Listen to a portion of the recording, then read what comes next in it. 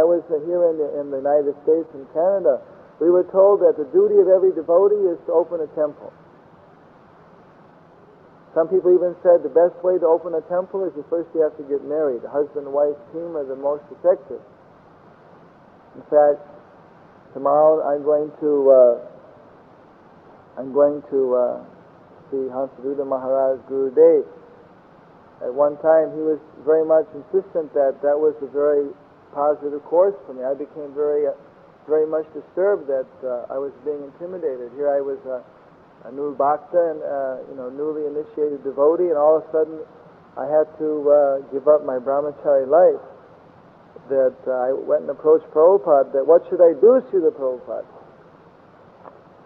Whatever you tell me, I will do. I said, well, what do you want to do? No, he didn't tell me that. He said that he asked my age at the time. He told me, when you are 25 years old, then, according to the Vedic custom, the spiritual master decides what is best for you.